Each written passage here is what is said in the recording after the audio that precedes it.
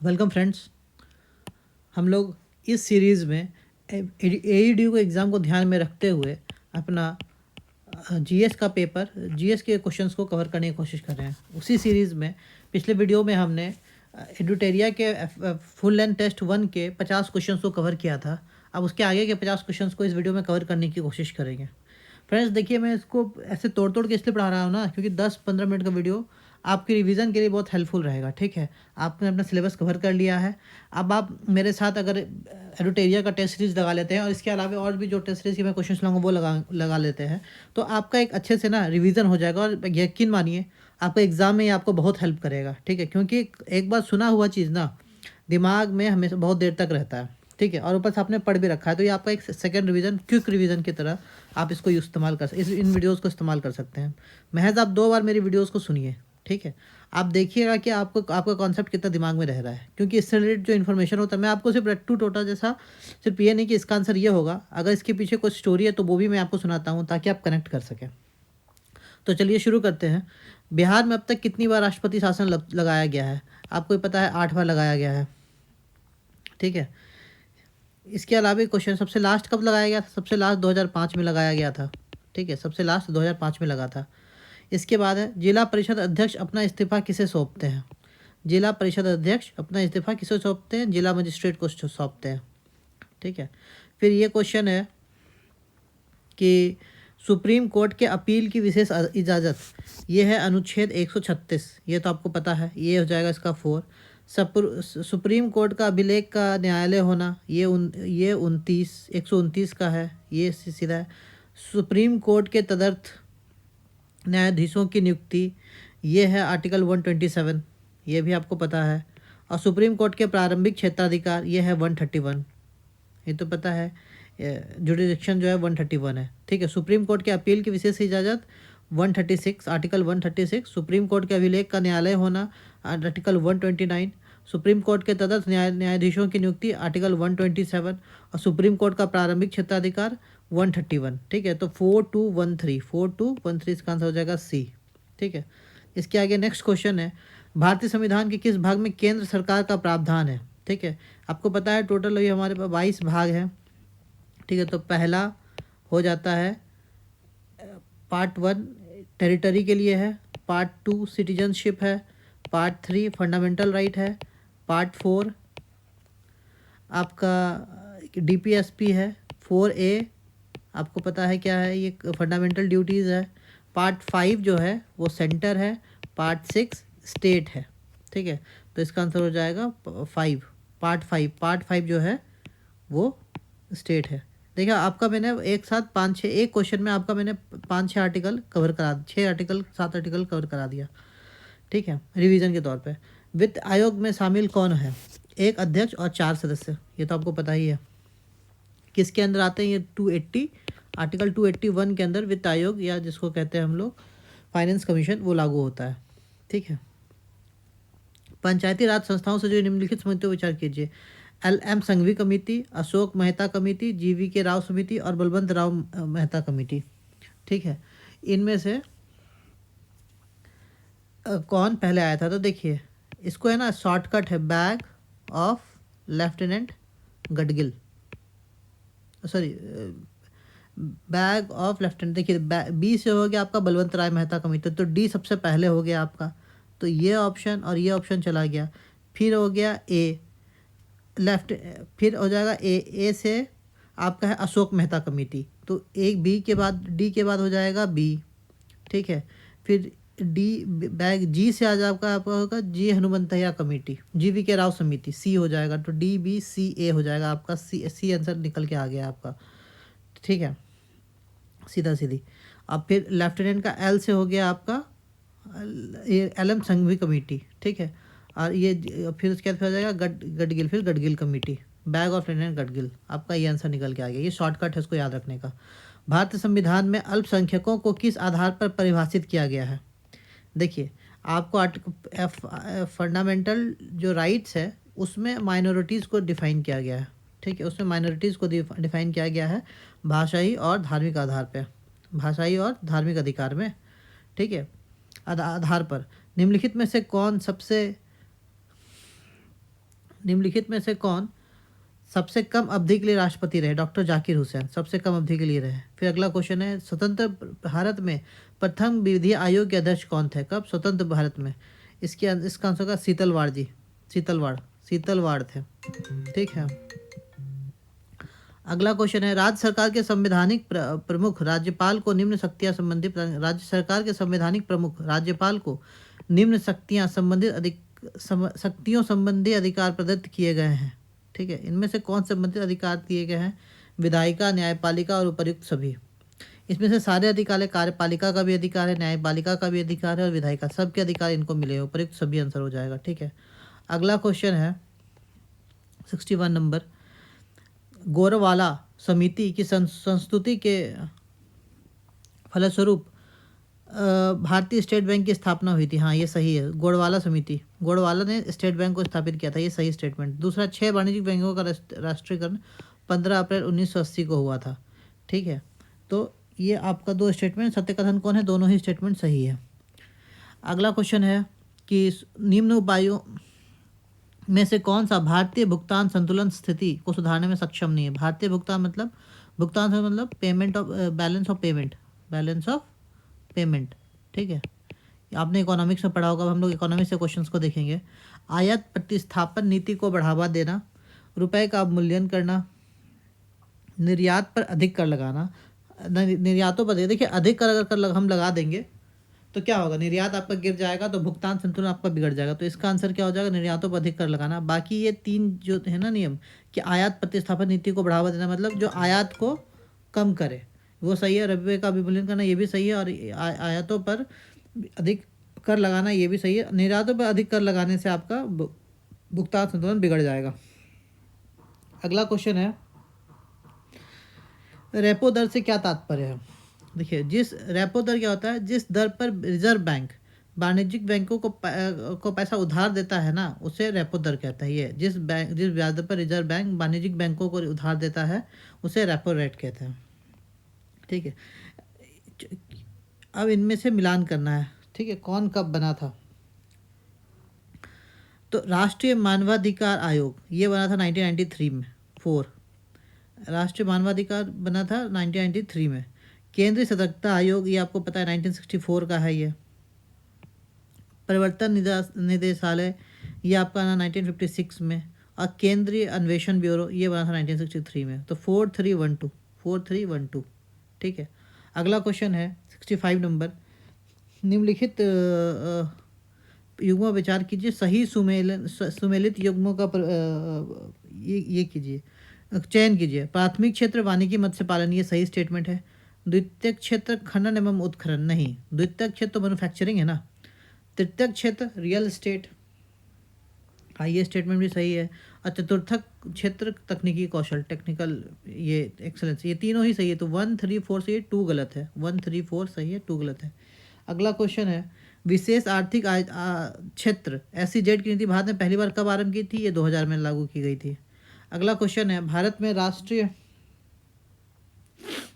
में राष्ट्रीय आय के आंकड़े वित्तीय वर्ष 1 अप्रैल से 31 मार्च पर आधारित है। ठीक है, ये स्टेटमेंट सही है।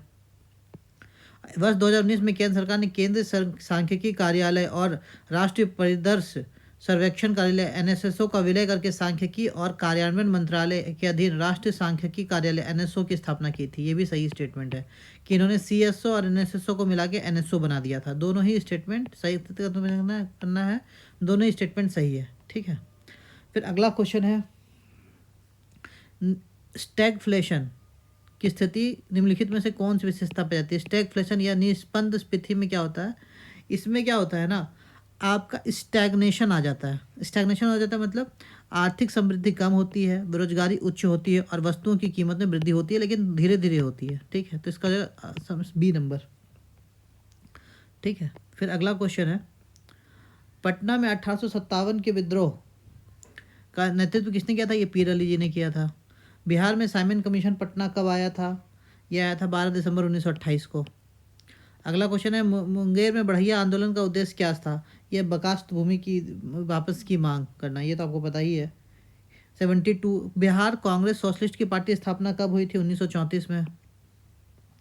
हेलो, बिहार के प्रथम कांग्रेस मंत्रिमंडल का गठन 1937 में किसके नेतृत्व में हुआ था? श्री कृष्ण सिंह के नेतृत्व में हुआ था। बिहार की राज्य वृक्ष निम्नलिखित में से कौन है? यह है पीपल। ठीक है। फिर अगला क्वेश्चन है, बिहार में प्रवेश करने के बाद सोन नदी अंततः गंगा नदी में विलीन होने से पहले कितने कितने जिलों को पार करती है? देखिए, बहुत अच्छा क्वेश्चन है ये। ठीक है, तो सोन नदी अमरकंटक से निकलती है। ठीक है, आपको पता है मेकाल श्रेणी से कहाँ से निकलती है? अमरकंटक के मेकाल श्रेणी से निकलती है। और ये कहाँ से बिहार में एंट्री कहाँ करती है? रोहतास से। रोहतास से सोन नदी आती है। ठीक है, रोहतास से ये बिहार जिले में बिहार करती है, फिर औरंगाबाद जाती है, फिर औरंगाबाद जाती है। ठीक है, फिर अरवल जाती है, फिर भोजपुर और फिर पटना। ठीक है, फिर पटना आपका जाती है रोहतास, औरंगाबाद, अरवल, भोजपुर और पटना। मतलब रोहित और परवल के साथ भोजन करके ये सोन जो है वो पटना चली जाती है। ठीक है, ये 5 जिले इसका आंसर हो जाएगा। एक ये सब शॉर्टकट नहीं, एक तरीके का पोएम टाइप का है दोस्तों, ताकि आपको ना ध्यान में रख सके। ठीक है, क्या कहती है? सोन नदी रोहित और परवल के साथ मिलकर भोजन करके पटना चली जाती है। ठीक है, अगला क्वेश्चन, अगला स्टेटमेंट है, इसको ऐसे भी आ सकते हैं कि सोन और रोहित परवल का भोजन करके पटना चले जाते हैं। ठीक है, आपको याद हो जाएगी 5 जिलों से सोन नदी निकलती है। अगला स्टेटमेंट है 76 का, कि संगम बिंदु गंगा के साथ कहाँ मिलती है? ठीक है, देखिए, तो आपको ये पता लगाना है कि कौन कहाँ मिलती है। तो कर्मनाशा मिलती है चौसा बक्सर के पास, ये तो सही है, बक्सर के पास, ए का 4 हो जाएगा। बूढ़ी गंडक मिलती है खगड़िया में, ये भी स्टेटमेंट है। गंडक जो है आपको मिलती है सोनपुर में, बिहार के पास, हाजीपुर के पास। और कोसी मिलती है कुर्सेला कटिहार में। 4 1 2 3। ठीक है, फिर अगला क्वेश्चन है, निम्नलिखित का मिलान करें और सही कोड चुनें। पायराइट कहाँ मिलता है और ये कहाँ मिलता है? ये क्वेश्चन है आपका। ठीक है, तो पायराइट आपका मिलता है रोहतास में, पायराइट मिलता है रोहतास में। गैलेना जो है वो मिलता है बांका में। एस्बेस्टस जो है वो मिलता है मुंगेर में। सोना मिलता है जमुई में। 2 1 4 3। अगला क्वेश्चन है, बिहार का अक्षांशीय विस्तार मतलब ये कहाँ से कहाँ तक है? अक्षांशीय विस्तार मतलब जैसे ये बिहार है ना, तो यहाँ से लेकर यहाँ तक, ये डिस्टेंस पूछ रहा है आपसे बिहार का, मतलब चौड़ाई, बिहार की चौड़ाई पूछ रहे हैं ये, कि बिहार कितना चौड़ा, कहाँ से कहाँ तक बिछा है। तो इसका 24 डिग्री 10 मिनट 20 मिनट 10 सेकेंड से 27 डिग्री 31 मिनट 15 सेकेंड, उत्तरी अक्षांश, ये हो जाएगा ए नंबर। अगला क्वेश्चन है कि राज्य विधान परिषद के कितने सदस्य विधानसभा द्वारा चुने जाते हैं? ये चुने जाते हैं 1/3, ये तो सीधा सीधी है। उसके बाद अगला क्वेश्चन है, बिहार विधानसभा के प्रथम अध्यक्ष कौन थे? प्रथम अध्यक्ष रामदयालु सिंह। किस कंपनी ने रडार डोम निर्माण करने के लिए रक्षा धातुकर्म अनुसंधान प्रयोगशाला हैदराबाद के साथ प्रौद्योगिकी हस्तांतरण हेतु लाइसेंस समझौते पर हस्ताक्षर किए हैं? ये किया है भारत हेवी इलेक्ट्रिकल्स लिमिटेड ने, भेल ने किया है। ठीक है, ये जो है ना रक्षा धातुकर्म अनुसंधान प्रयोगशाला, ये DMRL हैदराबाद है, DMRL हैदराबाद। ठीक है, कौन सा संगठन रैमसे मैग्सेसे पुरस्कार 2025 से सम्मानित होने वाला प्रथम भारतीय संगठन बन गया है? Educate girls. ठीक है, फिर अगला क्वेश्चन है, निम्नलिखित में से किस कंपनी ने भारत के पूर्वी तट पर, मतलब भारत के पूर्वी तट पर इस साइड, एक विश्व स्तरीय ग्रीनफील्ड शिपयार्ड के विकास की संभावना को पता लगाने के लिए मार्गदर्शन तमिलनाडु के साथ एक समझौता ज्ञापन पर हस्ताक्षर किए हैं? ये है Mazagon dock ship builders limited, MDL। ठीक है, अब आते हैं 84 नंबर क्वेश्चन पे। हाल ही में सांख्यिकी एवं कार्यक्रम कार्यान्वयन मंत्रालय MOSPI द्वारा जारी आंकड़ों के अनुसार शिशु मृत्यु दर गिरावट का रुझान देखा गया, जो 2011 में 44 से 2023 में घटकर 25 हो गई है। ठीक है, अगला क्वेश्चन है, हाल ही में निम्नलिखित में से किसने रक्षा लेखा महानियंत्रक का पदभार ग्रहण किया है? ये किया है विश्वजीत सहाय ने, विश्वजीत सहाय ने। ये मैंने एडुटेरिया में आपको कवर किया। एडुटेरिया का जो करंट वो था ना पोस्ट, आपको बताया था कि डिफरेंट पोस्ट जिन्होंने होल्ड किया था, उसमें मैंने आपको ये बताया था इंपॉर्टेंट पर्सन्स में। हाल ही में निम्नलिखित में से कौन सा भारत का 90वां शतरंज ग्रैंड मास्टर बन गया है? ये बन गया इलमर्थी अवलपुंडरई रवि कुमार।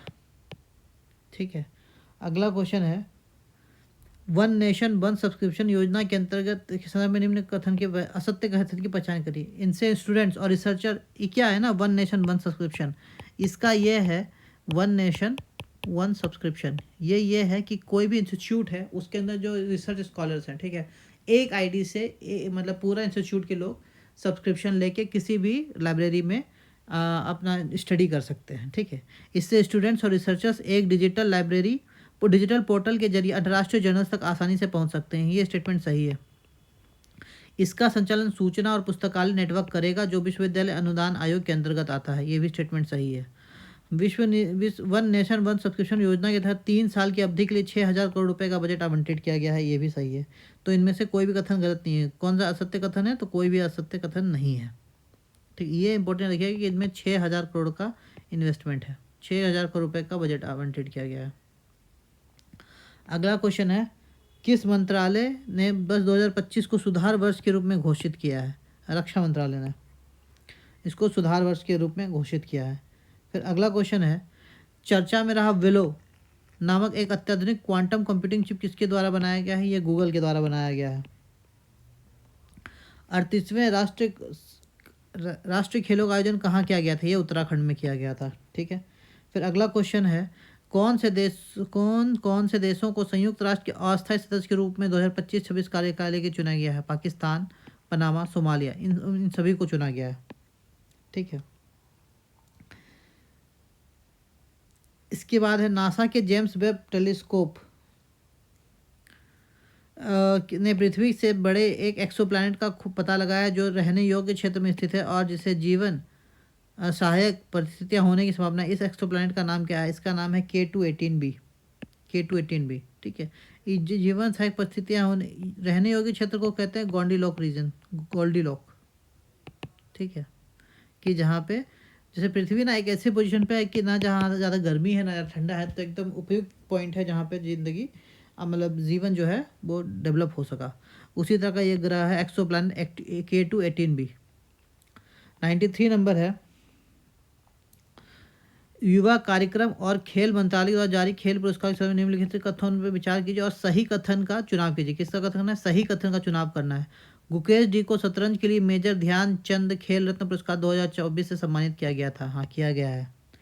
दूसरा है, श्री मुरलीकांत राजाराम पेटकर जी को अर्जुन पुरस्कार श्रेणी से सम्मानित किया गया। ये भी स्टेटमेंट सही है। सुश्री मनु भाकर जी को ओलंपिक्स में निशानेबाजी में 2 पदक जीतने के लिए अर्जुन पुरस्कार से सम्मानित किया गया था। ये नहीं, ये गलत है। ठीक है, इनको जो है ना मनु भाकर जी को भी मिला था ध्यानचंद खेल रत्न पुरस्कार, ध्यानचंद खेल रत्न पुरस्कार इनको भी मिला था। ठीक है, तो ये गलत है। 1 और 2 स्टेटमेंट सही है। फिर 94 नंबर है, पद्म पुरस्कार 2025 के बारे में असत्य कथन का चुनाव कीजिए। असत्य कथन का, श्री दुव्वड़ नागेश्वर रेड्डी को चिकित्सा के क्षेत्र में पद्म विभूषण पुरस्कार प्रदान किया गया। ये स्टेटमेंट सही है। 2025 में कुल 139 पद्म पुरस्कारों की घोषणा की गई। पद्म पुरस्कार 139 पुरस्कारों की घोषणा की गई, जिसमें पद्म भूषण 7, पद्म भूषण 19, पद्म भूषण 19 और पद्मश्री 113 व्यक्तियों को दिए गए हैं। ये स्टेटमेंट सही है। पद्म पुरस्कार 2025 में 25 महिलाओं और 13 व्यक्तियों को मरणोपरांत दिया गया है पद्म पुरस्कार। ठीक है, जबकि इसका यह है कि 23 महिलाएं हैं। ठीक है, 13 मृत व्यक्ति और 10 NRIs हैं या विदेशी व्यक्ति हैं। ठीक है, उनको दिया गया। तो ये स्टेटमेंट गलत है। अगला क्वेश्चन है, 18वीं वन स्थिति रिपोर्ट 2023 के अनुसार सत्य कथन को चुने। भारत वन स्थिति रिपोर्ट 2023 के अनुसार भारत का वनावरण 7,15,343 किलोमीटर स्क्वायर हो गया। हाँ, स्टेटमेंट सही है।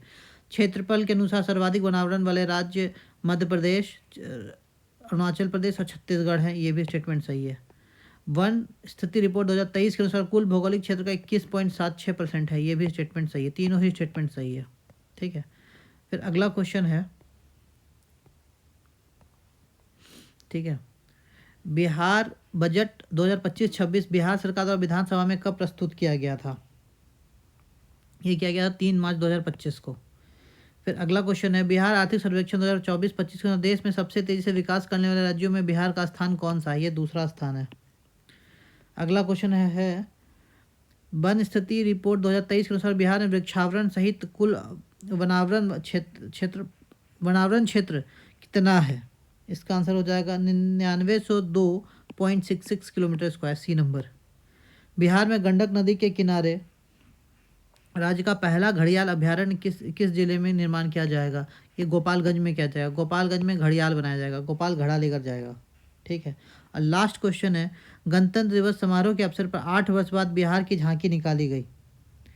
ठीक है, इस झांकी में घोड़ा कटोरा जलाशय में स्थित भगवान बुद्ध की मूर्ति को दिखाया गया। घोड़ा कटोरा जलाशय कहाँ स्थित है? ये राजगीर में स्थित है। ठीक है, ये भी इंपॉर्टेंट क्वेश्चन है।